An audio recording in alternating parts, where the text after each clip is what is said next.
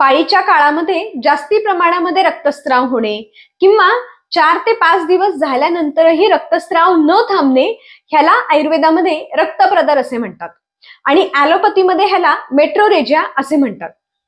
अशा वेळेला सगळ्यात पहिल्यांदा ह्याचं कारण शोधून काढणं महत्त्वाचं आहे।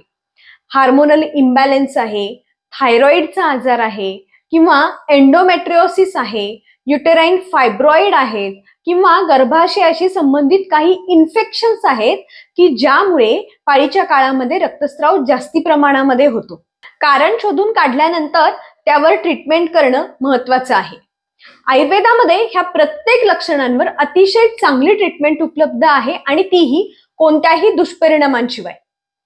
आयुर्वेदामध्ये पाळीच्या काळामध्ये जास्ती प्रमाणामध्ये रक्तस्राव होणं ह्याचं मुख्य कारण शरीरामधील पित्त वाढणं हे सांगितलेलं आहे आणि म्हणूनच ह्याच्यासाठी शरीरामधील पित्त कमी करणारी चिकित्सा केली जाते।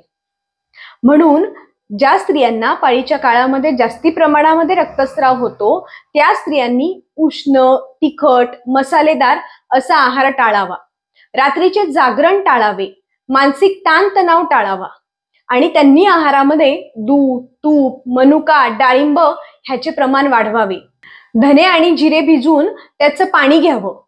मागच्या व्हिडिओमध्ये सांगितल्याप्रमाणे तांदळाचं धुवन आणि मध हे एकत्रित करून घ्यावं। ओटीपोटीवर थंड दुधाच्या पट्ट्या ठेवाव्यात। एक्झर्शन टाळावं आणि त्यासोबतच आयुर्वेदिक वैद्याचा सल्ला नक्की घ्यावा।